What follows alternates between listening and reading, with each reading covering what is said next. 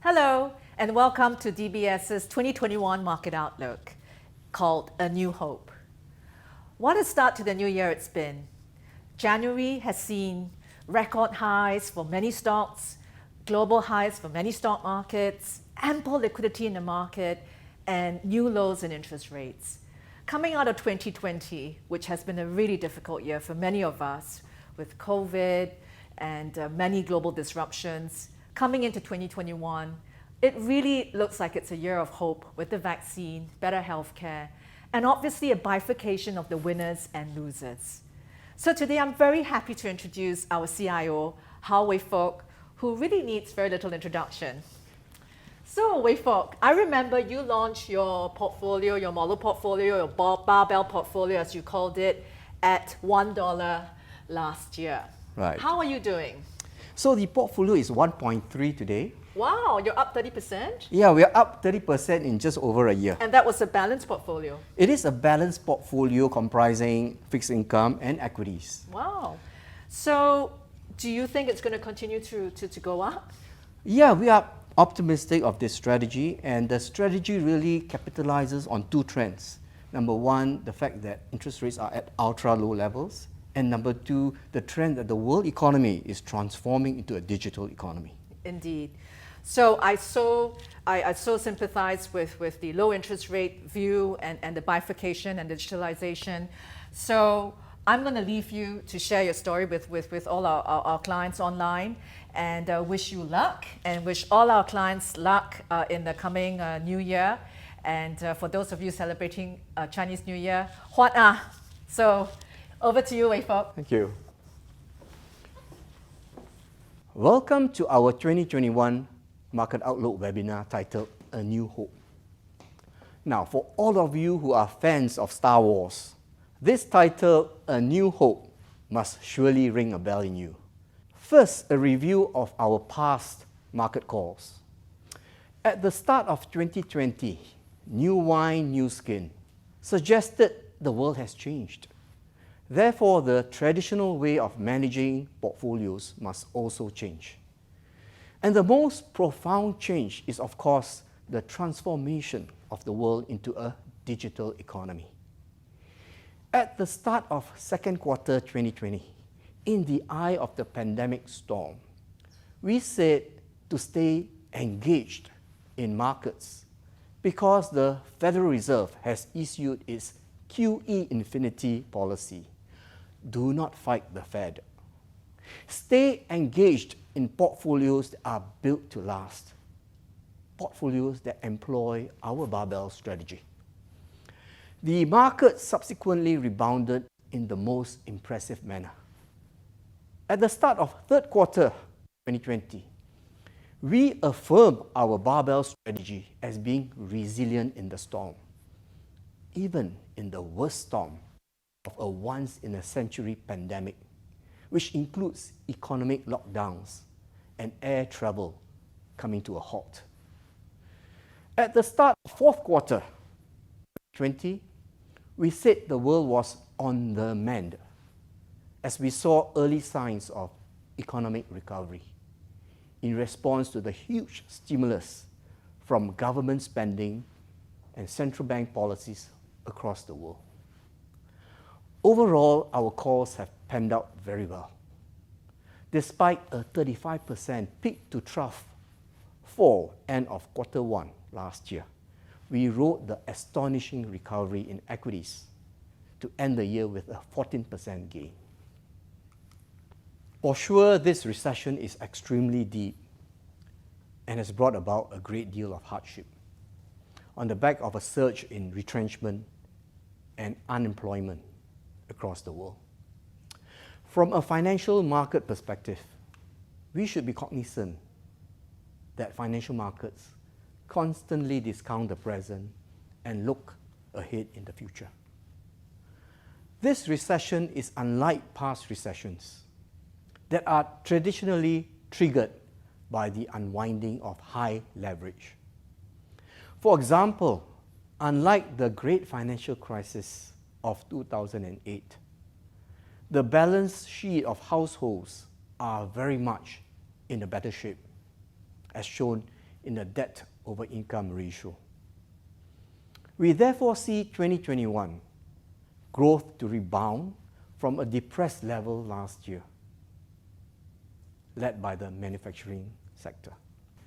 Now, there is a close correlation between the ISM manufacturing index and the growth in corporate earnings. Hence, as manufacturing activities rebound and normalize, we also expect earnings to recover. This is reflected in analysts on the street upgrading forward earnings forecasts. Now, besides looking at fundamentals, we also consider two other important dynamics that influence market direction. The first is FOMO, the fear of missing out. I often like to lean on legendary investor Sir John Templeton's famous roadmap. He said bull markets are born in pessimism, grow on skepticism, mature on optimism, and die on euphoria. To understand where we are in the cycle, where do you think we are today? Judging from the mountains of uninvested cash, it surely does not indicate to me that we are in euphoria phase. More likely in the skepticism phase. Hence, we are not at the tail end of this uptrend. There is also the other aspect of a huge mountain of cash sitting on corporate balance sheets. And this is not just a phenomenon among technology companies. The cash war chest will lead to a few things. Among them, more mergers and acquisitions, large dividend payouts, as well as share buybacks. All these are tailwinds to support the equity market. Now, this is affirmed by the recent decision of the Federal Reserve giving the green light to US banks to resume their share buyback program after they have passed the Fed's stress tests. The other important market dynamic is called TINA. There is no alternative. You see, the pool of global savings need to find a home somewhere, somehow. And there are only three asset classes that can absorb the pool of global savings: deposits, bonds, or equities. Today, the deposit rates are 0 to negative. The bond market no better, as you can see from here. 30% of investment-grade bonds are negative yielding. And there is a negligible amount of bonds that gives you a yield of 4% or more. Therefore, the only asset class left is equities. TINA will ensure the equity market will be supported. And we believe dividend-yielding stocks is the new bond proxy. Now, if you are holding on to cash, unencumbered cash, cash that you do not need to draw on anytime soon, then the question to ask ourselves is this: why am I holding a disproportionate amount of cash when it is the most expensive asset class across cash, bonds, and equities? Now, since the announcement of the vaccines, we have seen a rotation in the stock market, whereby value, cyclical, and laggard sectors of the market have begun to outperform the growth sector, namely technology.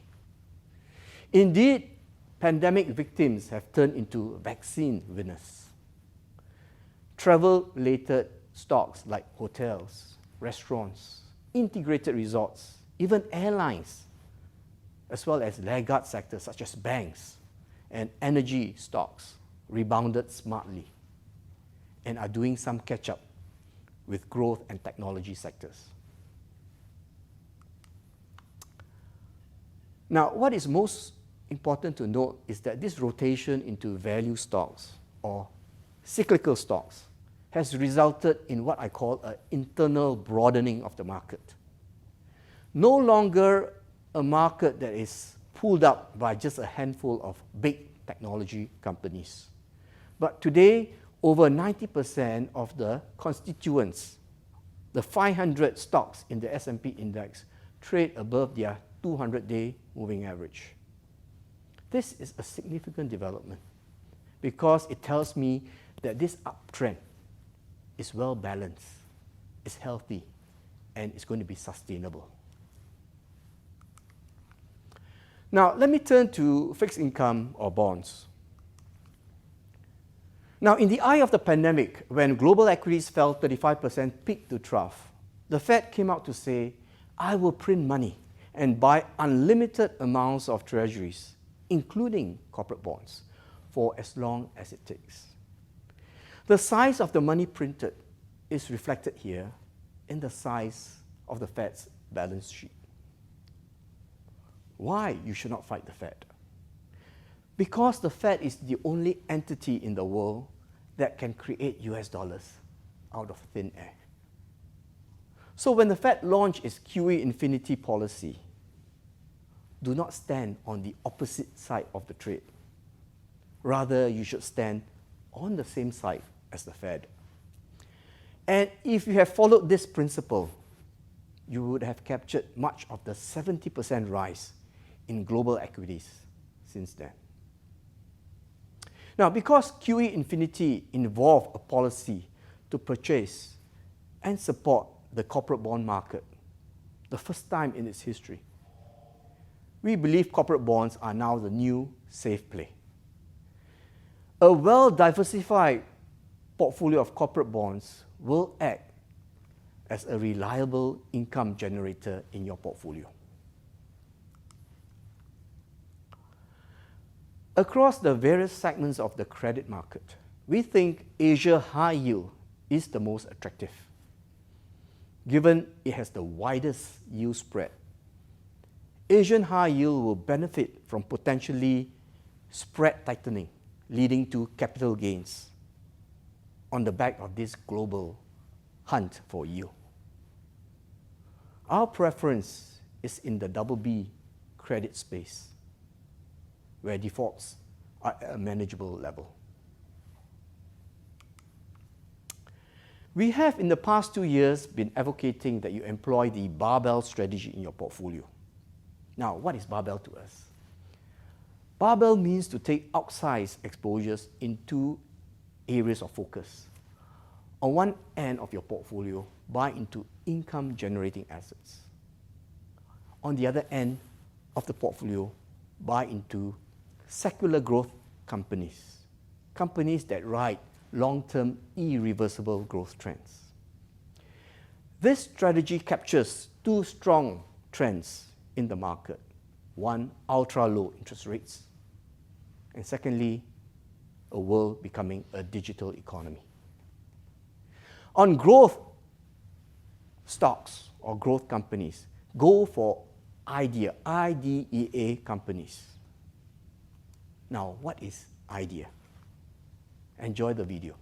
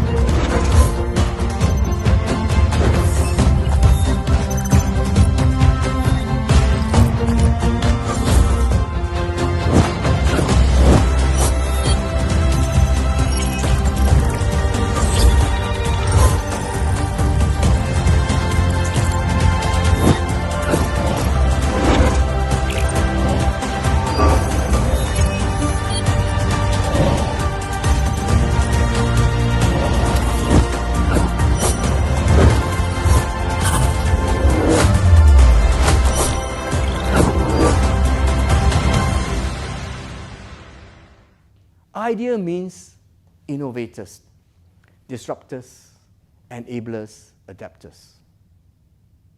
A great example of an innovator is Apple. Since the late Steve Jobs launched the first smartphone, the iPhone, in 2007, our lives have changed. The way we live, the way we work. We are today glued to our little screens every time, everywhere. And since the launch, Apple's share price has gone up 30 times, 30x. Disruptors. Amazon and Alibaba are clearly disruptors in the retail industry. Uber, Grab in transportation, and the recently listed Airbnb in the hospitality and leisure industry, which upon its listing became more valuable than the combined Marriott, Hilton, and Hyatt.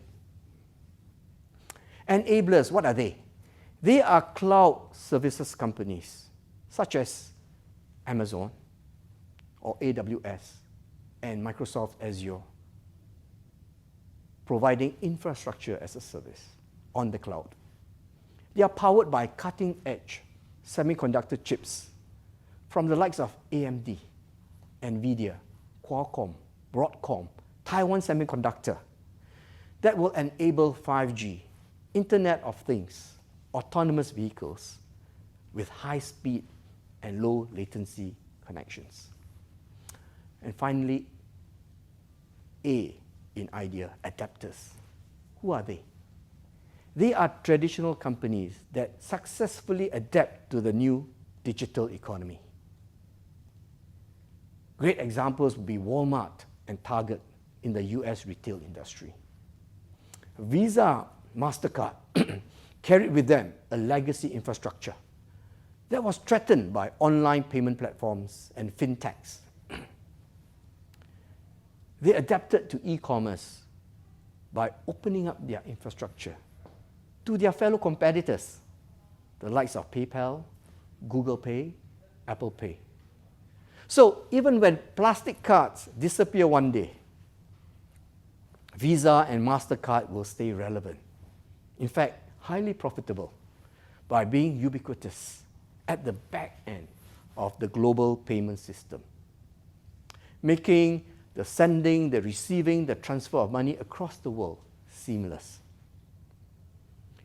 They have adapted so well that today their market values have overtaken even the large US money center banks, including JP Morgan.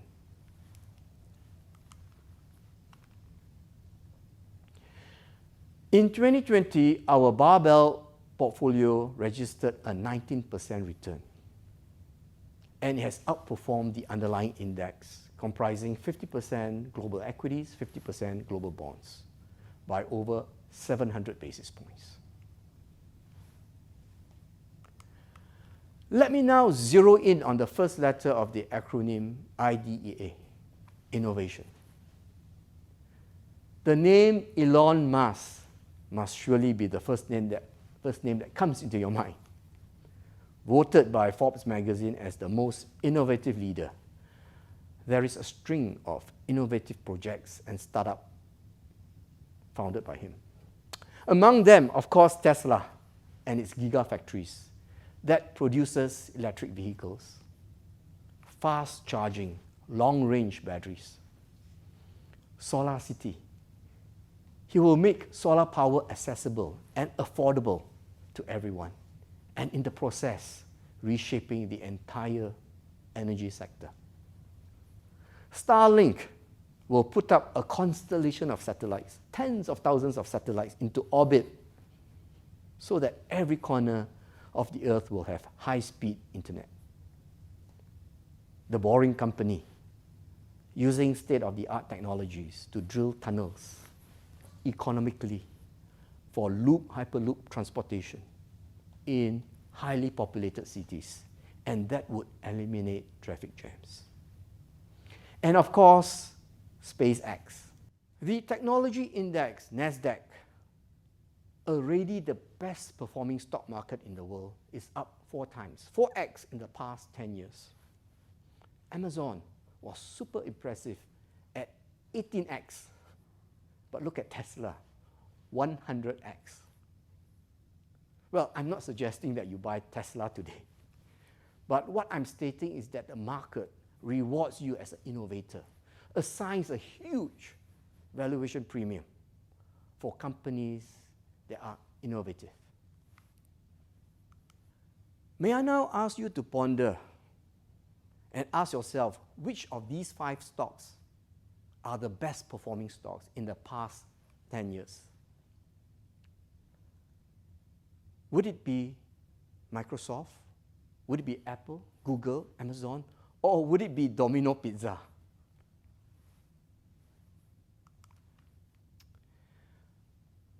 I am sure, like me, many of you will be surprised to note that the actual star performer is not any of the 4 technology stocks. It is in fact a pizza company. Domino's was up 26x,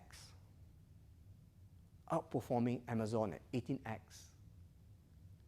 Apple at 10x, and so on. Now, we call such companies adapters, the last letter in the acronym IDEA.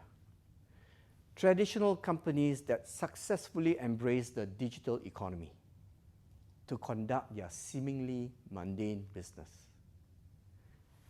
Another great example of an adapter is Disney. Traditionally, Disney offered its content through other platforms like Netflix. A year ago, the then Disney CEO Bob Iger changed its business model. He said, since we've got some of the most attractive, magical content, why don't we create our own streaming platform and go direct to customer? Now, for the young and old, who doesn't watch Avengers, Mulan, Lion King, Toy Story, and Star Wars? And Disney cartoons, which kid will not watch it over and over and over again? Bob launched Disney Plus, a direct-to-consumer streaming service. In 1 year, Disney Plus reached 85 million subscribers, far, far higher than their initial expectation. The target is now revised to 250 million subscribers by 2024. Very soon, Disney may even overtake Netflix. The market cheered the news and took Disney share price to an all-time high. And this is despite a significant slump in revenue from the closure of its amusement parks. So our barbell portfolio would seek after such companies, adapters, as well as innovators, disruptors, and enablers on the growth side of the portfolio construct. Let me now touch on risk diversifiers, an important component in the barbell portfolio that will help you stay resilient in times of uncertainty and market volatility. And our favorite risk diversifier is gold. Why gold? Because gold exhibits the dual characteristics of negatively correlated to stocks in a down market, while positively related to stocks in an up market. A brilliant risk diversifier. And of course, gold today enjoys tailwinds from a world where central banks are printing excess money, as reflected here in the size of the Fed's balance sheet. Clearly, if paper currencies, fiat currencies, are in unlimited supply from QE policies all across the world, while gold is in limited supply, then the price of gold can only go up. This is how we would advocate for portfolios that can take a reasonable amount of risk, a balanced risk profile. 50% in equities, comprising primarily US and Asian equities because of the secular growth play as well as the dividend play. we would advocate 30% in bonds, primarily focused or overweighted in Asia/emerging market bonds because of its superior yield. We would have 8% in gold as risk diversifier, as well as for non-market directional strategies like hedge funds. Obviously, if you are going to take a lower risk profile, then we would increase the exposure to bonds towards 70% and 30% into equities. In summary, a new hope. We see light at the end of the tunnel with the deployment of the vaccines. The rotation in the stock market towards value, laggard sectors, signals to us that this uptrend since the lows of March 2020 is sustainable. Employ the barbell strategy. On the growth end of the portfolio, buy into IDEA companies. On the other side of the portfolio, for income, buy into corporate bonds, BB, BBB rated bonds. So in 2021, may the force be with you. Before we move on to the Q&A segment, let's watch this short video. And feel free to take this time to ask any questions you may have through the Pigeonhole link. Thank you. Once upon a time, there was you, our customer, and there was us, DBS. We lived apart because that was the way things were. Then, times changed. With more and more and more at your fingertips, you needed to come to us less and less and less. But we also knew, even though you needed less of an old-fashioned bank, you'd need more banking than ever for all the things that matter to you. After all, you bank to live, not live to bank. That's why we're here, with banking that has a spark of creativity. Being with you wherever life takes you, instead of taking you away from life. Focusing on you and how you live. So wherever you go, we make banking a joy. Completely natural, effortless, and often ready even before you are. A bank that brings individuals, businesses, and communities a lot more life with a lot less bank. And has the guts to stand for it. Live more, bank less. Hi, welcome back to the Q&A session. With me is Daryl Ho on my far right, who is the senior strategist looking after fixed income. And with me on my right is Yang Ching Ling, senior strategist in the CIO office, who is looking after equities. So we do have a long list of questions, and we invite you to participate and to send in your questions. I'll kick off with the question with the highest votes. And that question relates to fixed income. Daryl, is the outlook for credit still positive in the light of potentially higher interest rates? It's a good question. So I think one thing we want to remind our viewers is that we have actually been positive on credit since the second quarter of last year. And actually since then, if you notice the pattern of interest rates have actually been going higher. And we were positive on credit all the way. And credit has actually, if you look at the performance, it's been strongly positive. So clearly, interest rates are not the only driver of the outperformance of credit.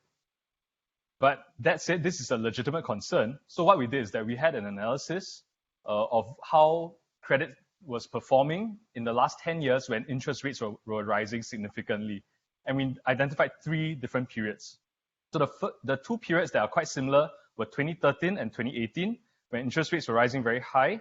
That was when the Fed was, in 2013, unwinding their balance sheet or indicating that they were going to do that. And in 2018, they were actually hiking interest rates really quickly, right? So these were monetary policy movements that caused credit to be a little bit weak. In 2016, however, there was also higher interest rates. And that environment was driven by the Donald Trump election, if you recall. And that was when the market was pricing in higher growth expectations from tax cuts, which I think filtered into actually positive risk sentiment for credit spreads. And actually credit held up quite well. So moving into 2021, we believe that the environment actually kind of resembles 2016 with the Biden administration coming in, having new proposed infrastructure spending, as well as a vaccine-led recovery. I think these are quite positive outturns that show that credit can be supported in this environment as well. Okay, great. Thank you, Daryl, for your insights. Now, there is another question related to the barbell strategy. You must have heard quite a fair bit that from us. The barbell strategy has been doing well. And in fact, as I mentioned earlier, in 2020 last year, the barbell portfolio that we managed registered a 19% return. Now, what is the unique proposition of this barbell strategy? So let me invite Ching Ling to contribute to share his perspective of this barbell strategy. Ching Ling. Thanks, Wei Fook. Barbell strategy is an investment strategy initiated by the DBS CIO office over the past 2 years or so. The investment strategy is like this. We have outsized position on income generating asset and growth asset. And in the middle, as the bar, is risk diversifier gold. So on the income side, the role is that during all different cycles, it will generate consistent income, reasonably predictable income. So this income side of the barbell will give investor a peace of mind that will generate income where at least at night investors can sleep well. So this will consist of like fixed income credits. It will include dividend yielding stocks like Singapore REIT, large banks, that kind of thing. While on the growth side of barbell, there will consist of securities of growth stocks that are driven by thematic that we select on a robust basis. So we have a robust process in coming up with this growth thematic that will include investment companies or companies that we invest in like 5G, semiconductor, esports, athleisure, e-commerce, and also vaccine winners. So it shows that our strategy is very robust, that we catch the upcoming forward-looking trends to be ahead of the market. Okay. Hope that explains clearly what the barbell strategy is and how it can weather through storms and at the same time do well when things are picking up. Okay, there is a question here which is a very popular one given the new administration in the US, the Biden administration. How do you see the US-China relationship? And what does this imply on the outlook for fixed income as well as the outlook for stock markets in 2021? Maybe I'll start with Ching Ling. How would you envisage how this US-China relationship would evolve? From an equity angle, as we all know that China's stock market has been receiving a lot of inflows, where the A shares market cap has gone beyond $8 trillion. A lot of optimism has been built in, and obviously China companies' earnings growth have remained strong over the past whole year. Largely, they were the first to, in a way, they were among the first to come out from the pandemic, and then corporate earnings staged strong recovery. And obviously, the GDP growth is also showing very encouraging signs. So these are all positive factors that is supporting China as equities, because the country of 1.4 billion population is moving ahead, moving forward with rising domestic consumption, which the government is pushing for. So these are all the positive factors from a domestic perspective that is supporting the stock market. Then, of course, eventually we believe rationalization will kick in terms of bilateral trade. And China being the world's second largest economy, it has its role to play on the global arena, where it is better to have good trade relationship and being a good trade partnership among everybody.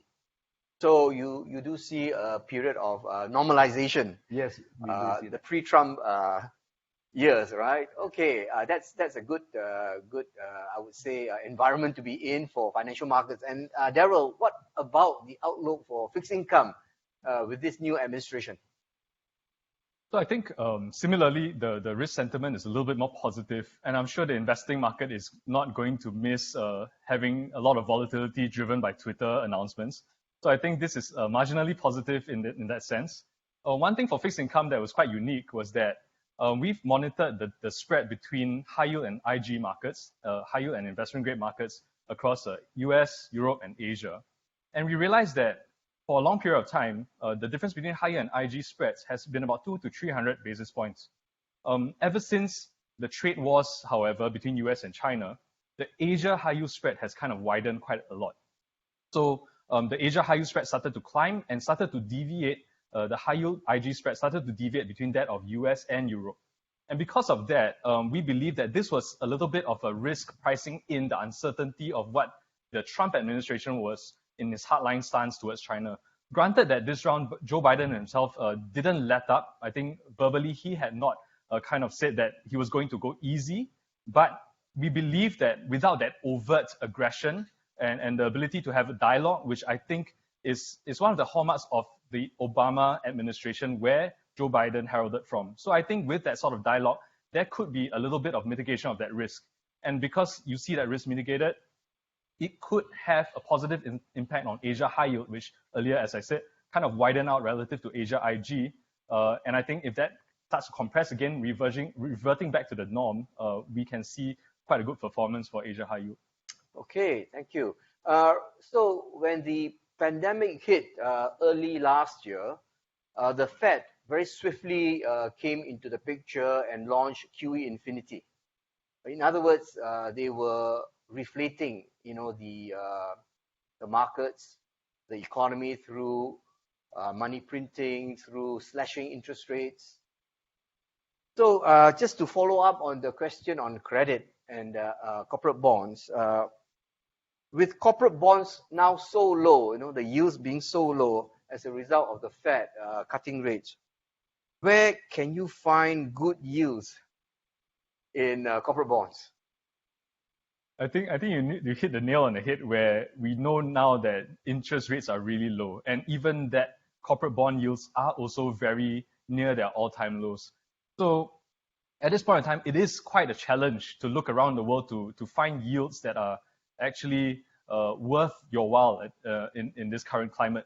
But looking at an analysis, right, we have looked at credit spreads across high yield and investment grade markets around the globe.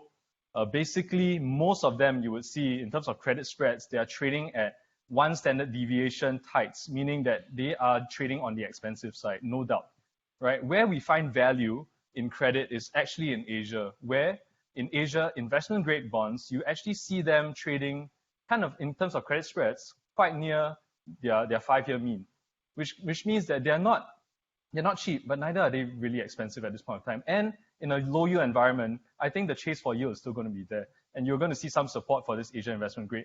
What is relatively cheap, however, is Asia high yield, like I said earlier. The spread is still very wide. I think it's at one standard deviation wides, and so at this point of time, it does look as though there's still value to be found in Asia high yield. Right. So we are really in a world of very low, or we call it ultra low interest rates. So these days, 4 to 5% yield is considered high yield. Right. And we all know that financial assets, be it bonds, equities, even properties, are actually tied to what you call the risk-free rate. So when the risk-free rate was 4% 10 years ago, a high yield bond would have given you 9 to 10%. But today the risk-free is at 0. So high yield bonds, which is really the non-investment grade, riskier kind of a bond, gives you 4 to 5, which is in today's terms high yield. So that's the world we are in. Okay, back to the question on equities. Travel stocks. We all know the airline stocks, for example, have been hit really hard. We call them pandemic victims. But now with vaccines being deployed, hopefully, faster than what we had hoped for going forward, they have become now the vaccine winners. So the question you sent across to us is travel stocks are in a precarious position with potential recovery scenarios ahead of us due to vaccines. And in Singapore's case, 0 community cases. Wow. I know in many parts of the world, the community cases have actually resurged again. But really, what are the good indicators that one day, travel stocks will recover? Ching Ling, you want to take on this? Yes.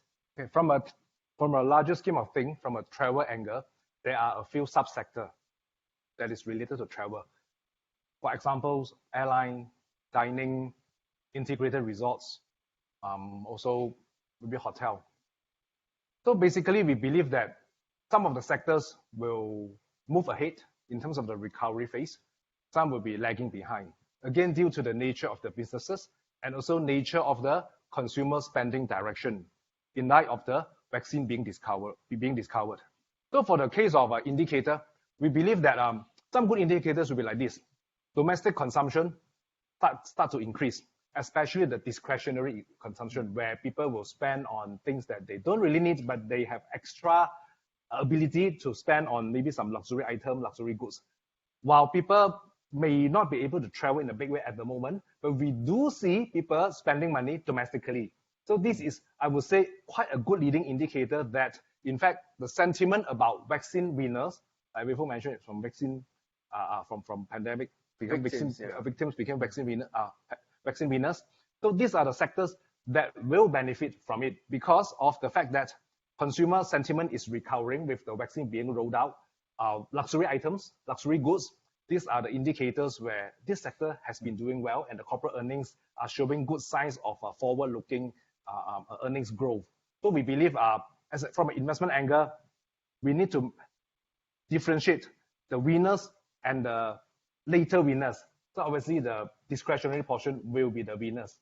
So the discretionary spending has been a winner in this pandemic. So I am told that many Singaporean families not able to travel and therefore they have used that budgeted amount for travel and for holidays for discretionary spending. Yes. Primarily, in Orchard Road where you see long queues, going into, the Gucci's and the Louis Vuittons.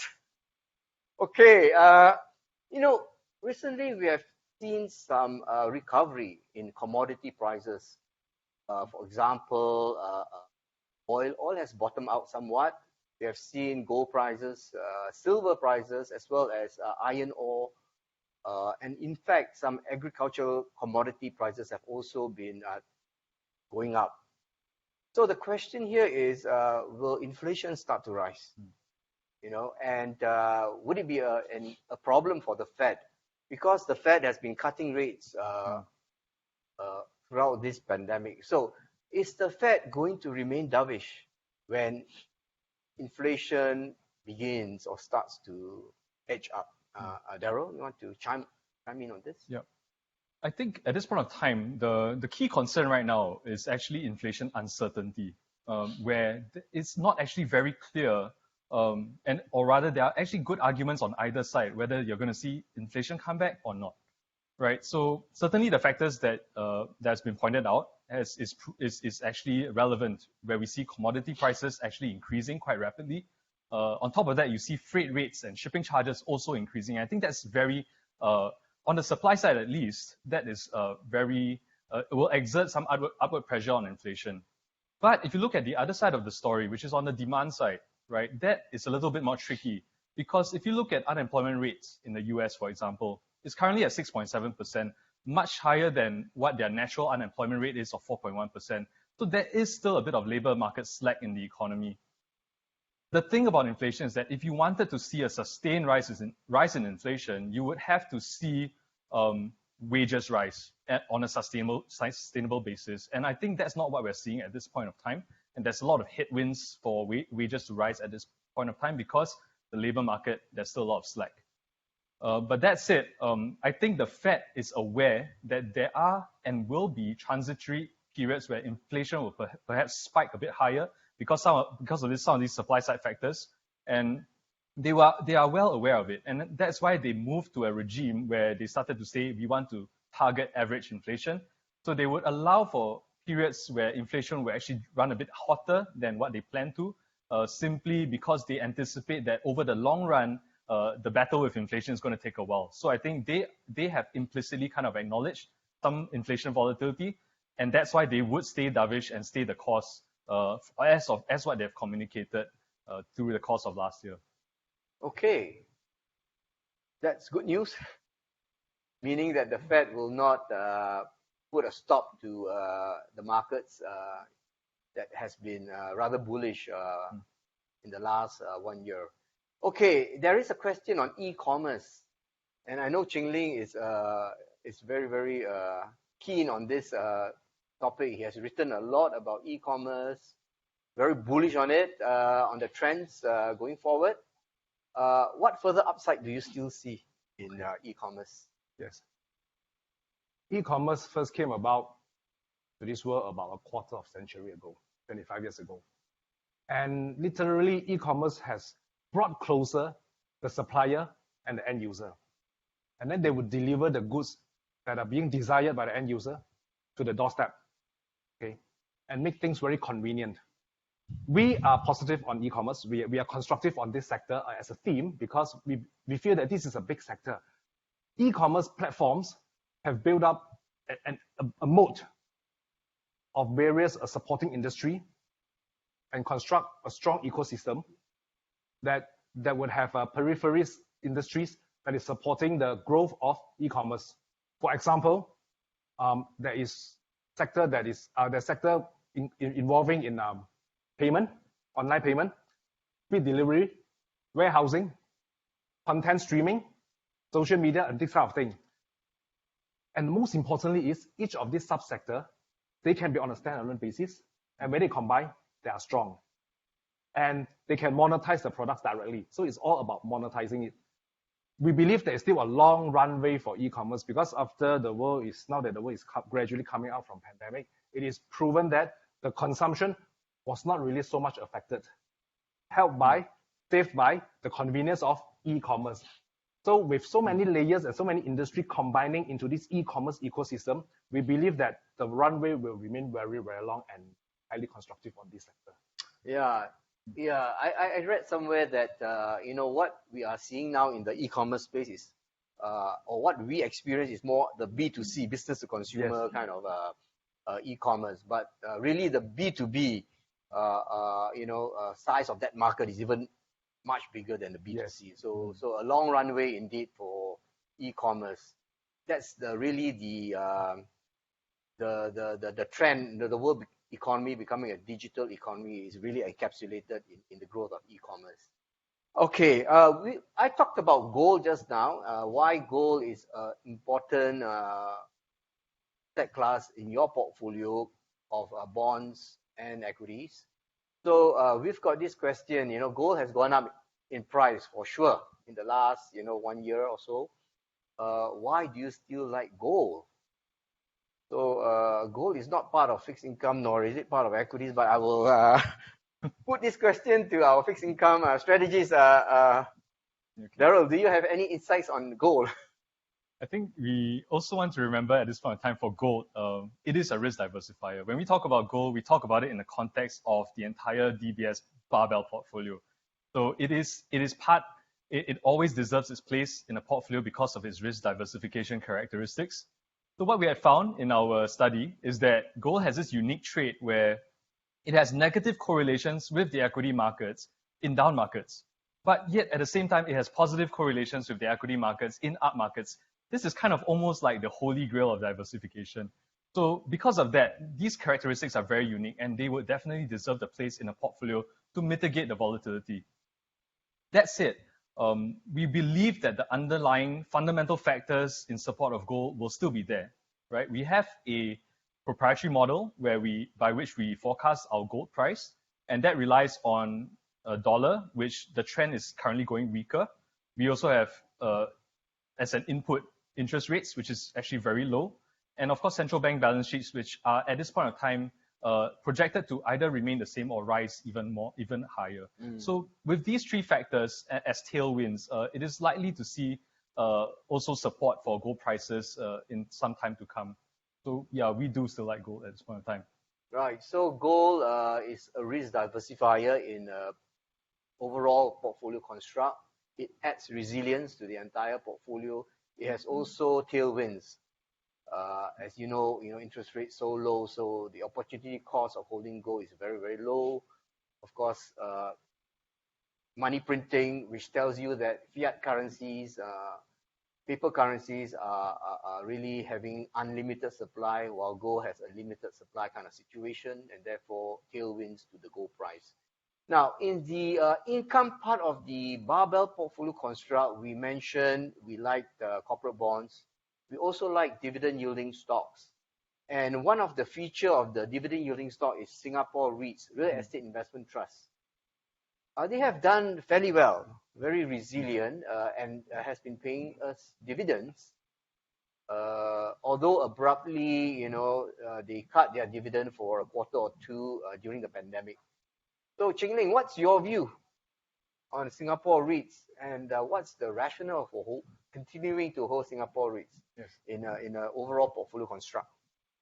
We have been constructive of Singapore REIT since the beginning of barbell strategy being rolled out by the CIO office, because Singapore REIT has its unique position in the total portfolio construct. For example, REIT offers sustainable, predictable dividend paid out, dividend distribution. And in general, they offer investor a return of between 4 to 5% range, sometimes a little bit more than 5 difference based on the cycle.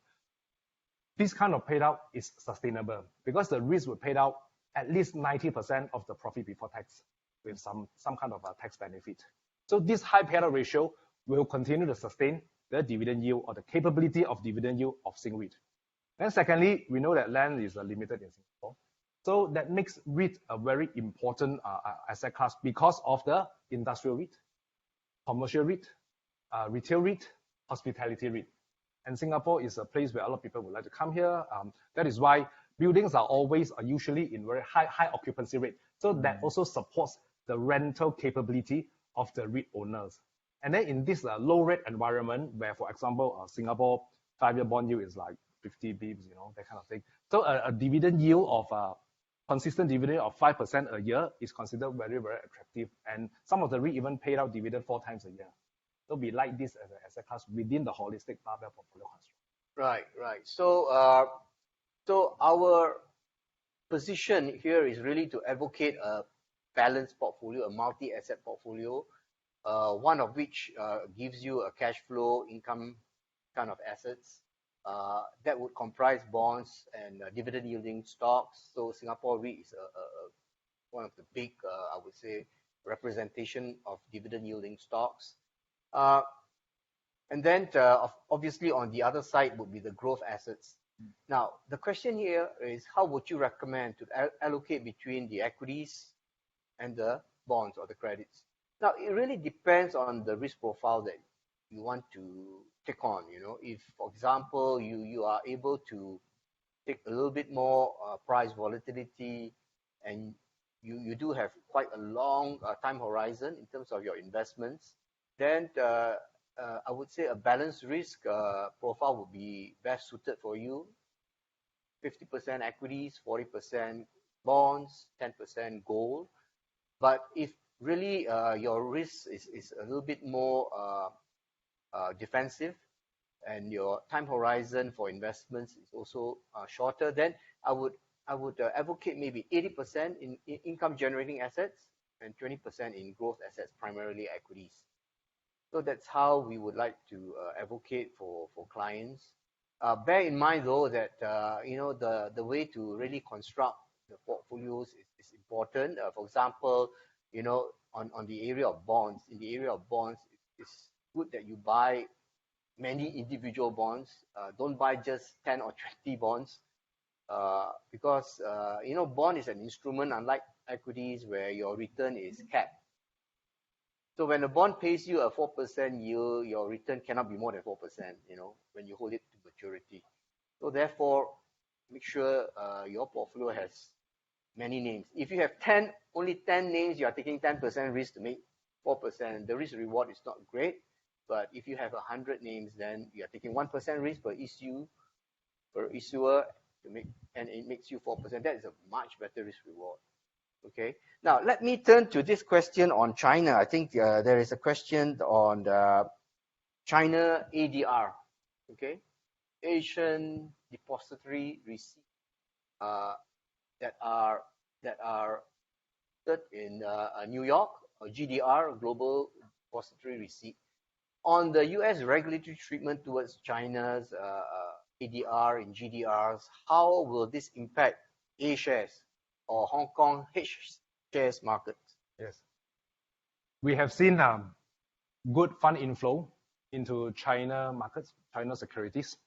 And at the start of this, we have seen some of the American listed China ADRs making their way back into Asia region, into North Asia, where some of them have a dual listing status in Hong Kong. And we have seen how the share price have done. In general, the share prices have been doing very, very well, attracting a lot of inflow.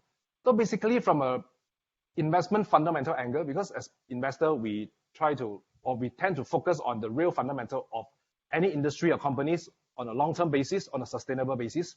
We also look at the earnings ability of the company and where they play in the role of a world of digitalization. So for the case of China ADR, we have seen that the investment interest remain to be very, very high because they represent, to a certain extent, the future. They also represent the new economy of 1.4 billion population in China. The corporate earnings growth is very strong because a large part of the economy has yet to be fully penetrated or to be penetrated by services provided by a lot of the companies that actually listed on the ADR. So by them moving back to Hong Kong or North Asia, it actually gives investors some sort of peace of mind where there will be continuity or sustainability on the investable universe. And similarly, this has also brought up the investment profile of the Hong Kong markets. Okay, so good opportunities for China shares listed in Hong Kong and in Shanghai. Okay, there is this question on big tech companies.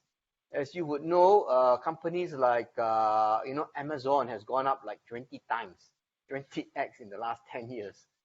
Companies like Apple, since they launched the iPhone 13 years ago, it has gone up 30x. So is there more runway?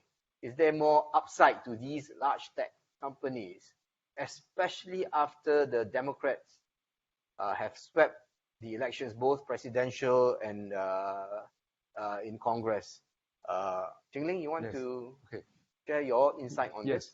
Again, we will approach this topic from an investment fundamental angle because this is where portfolio managers or investors would put more focus on looking at the future or the forward-looking stance of this company. So the US large tech companies have their own uniqueness.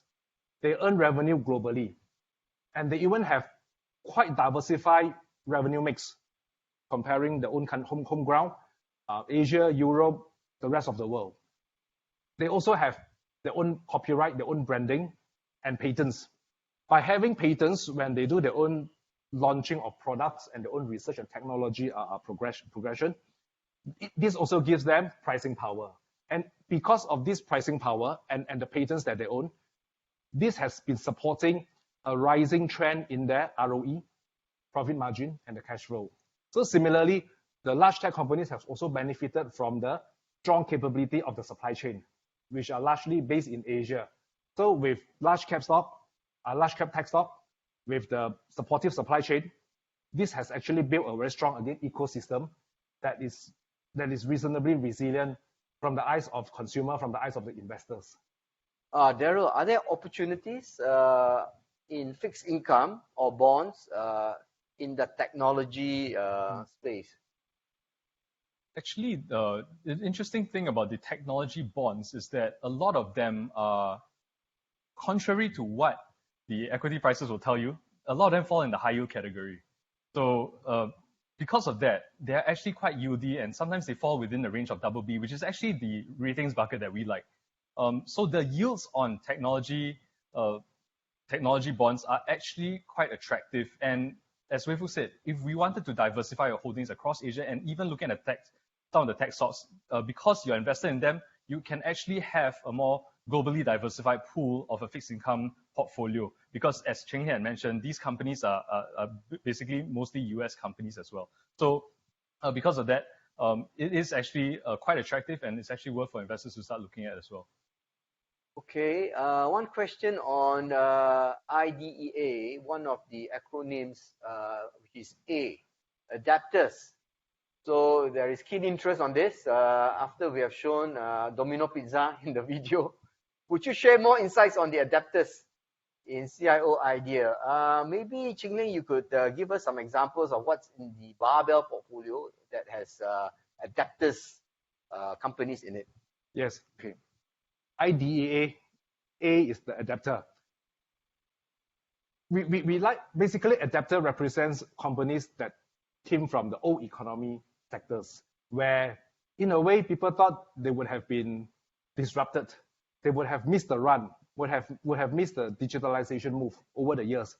But we do find good example in our strategy that they have managed to transform, reform their own business model and expand their product offering and manage to reach a height on this digitalization. So I'd like to quote example, Disney. In a lot of people's memory, including myself, Disney means Disneyland, Mickey Mouse, Minnie Mouse, Donald Duck, Goofy, and Pluto, right? But nowadays, Disney has more than these characters. They have Stormtrooper, they have Darth Vader, they can fly in the Millennium Falcons. They also have Iron Man and Hulk as the friends. So it shows that this company, they have literally transformed and expanded the product offering to fit into consumers from all walks of life. Younger generation, older generation, baby boomers, millennials. And most importantly is they have used digitalization technology to deliver the content to the doorstep and directly monetize the product. So again, as we have mentioned just now, it is all about how they can catch the trend of digitalization and directly, effectively monetize the product. Yeah, clearly we are in a world where it's becoming a digital economy, and therefore lots of opportunities. At the same time, lots of pitfalls. So one has to be very careful when you invest, which is why we came up with this acronym IDEA. D stands for disruptors. By the disruptor, but not by the disrupted. So if a traditional company cannot adapt, it's going to be challenging in this new world that we are in. A great example, even in retail, in the US, in the retail market, a great example of adapter is Walmart and Target.